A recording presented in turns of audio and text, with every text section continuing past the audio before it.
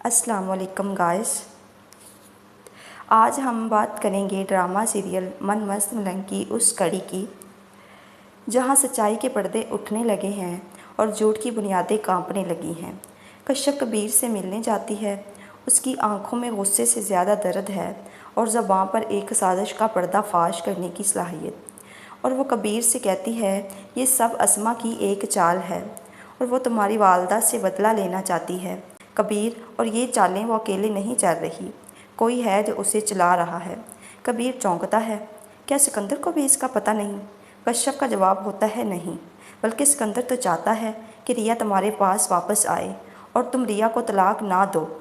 کبیر غصے سے پوچھتا ہے، کسی شخص کو میری اور ریا کی طلاق سے کیا فائدہ ہوگا؟ کشف کی آواز میں ٹھہراؤ ہوتا ہے، مگر بات جیسے دل میں تیر کی طرح اترتی ہے۔ کوئی نہیں چاہتا کہ دونوں خاندان ایک ہو جائیں، اسی لیے تم پر قاتلانہ حملہ بھی کیا گیا تاکہ الزام ریا کی فیملی پر آئے اور تم دونوں کی شادی نہ ہو سکے۔ کبیر پھر سوال کرتا ہے، مگر اسما تو باہر جاتی ہی نہیں، نہ ہی اس شہر میں اس کا کوئی رشتہ دار ہے جس سے وہ ملنے جاتی ہے، تو پھر اس کے ساتھ کون ہے؟ کشف سوچ کر کہتی ہے، اسما ہر جمعے دربار پر جاتی ہے۔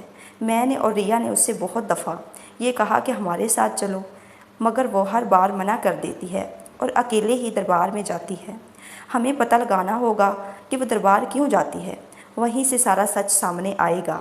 کبیر اب شک میں پڑ جاتا ہے، کہیں ایسا تو نہیں اسما دربار پر کسی سے ملنے جاتی ہو؟ گھر لوٹ کر کبیر اپنی ماں سے کہتا ہے، آپ کو ریا کے گھر نہیں جانا چاہیے تھا، اس سے ہماری بہت بدنامی ہوئی ہے۔ ماں کا لہجہ بہت سخت ہوتا ہے، وہ کہتی ہے، تمہارے لیے ہمارے لیے یوں ہی بہتر ہوگا کہ تم ریا کو طلاق دے دو۔ اگر طلاق نہ دی تو وہ کورٹ میں جائے گی اور کہے گی کہ تم مرد نہیں ہو، ہم صبر سوا ہو جائیں گے۔ کبیر کا جواب دل چیر دینے والا ہوتا ہے، ریا نے جو کہا وہ سچ ہے۔ ماں اور بھائی مبین دہل جاتے ہیں، کیا تم پاگل ہو گئے ہو؟ کبیر چیختا ہے، اور ہم مرد ہوتے، اور کہتا ہے کہ اگر ہم مرد ہوتے تو سب سے پہلے اس شخص کو قتل کرتے جس کے ساتھ اسما کا چکر چل رہا تھا، مگر ہمیں تو یہ بھی نہیں معلوم وہ شخص ہے کون۔ کبیر اب ٹھان چکا ہے کہ ہمیں اس گاڑی کا بھی پتہ کرنا ہوگا جو ریا کو اغوا میں استعمال ہوئی، اور اس شخص کو بھی ڈھونڈنا ہوگا جس نے مجھ پر حملہ کیا، اور ہم ہر حال میں سچائی ریا کے سامنے لائیں گے۔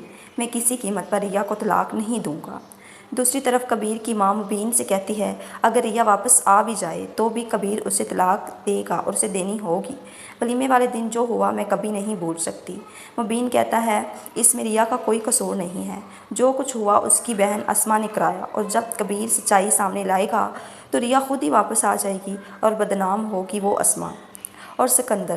کشف ایک بار پھر کبیر سے ملنے جاتی ہے اور کہتی ہے، تمہاری بھابھی کی بہن منت شادی سے ایک دن پہلے ریا کے گھر گئی تھی اور کہا تھا کہ کبیر تمہیں دھوکہ دے گا، شادی کے کچھ دن بعد طلاق دے دے گا۔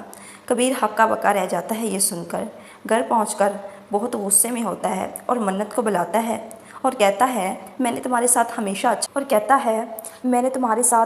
اچھا کیا اور تم نے میرا ہی گھر اجاڑ دیا۔ منت بناوٹی معصومیت سے کہتی ہے، میں کچھ سمجھی نہیں۔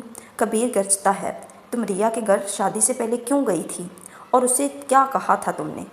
اب منت چلاکی سے بولتی ہے، مجھے آپ کی والدہ نے کہا تھا کہ اگر میں نے یہ نہ کیا تو وہ مجھے اور میری بہن کو گھر سے نکال دے گی۔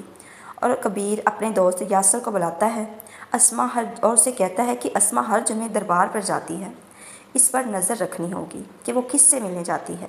مجھے شک ہے کہ وہ دربار پر کسی سے ملتی ہے، اور واجد سے بھی پوچھو گاڑی اس کے ڈیرے سے کیسے چوری ہوئی، مگر واجد کو شک نہیں ہونا چاہیے کہ یہ میں نے پوچھا ہے۔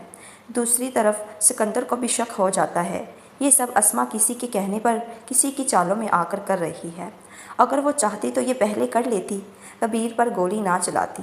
یہ سب سوچنے کے بعد اب سکندر ریا کے پاس آتا ہے اور کہتا ہے،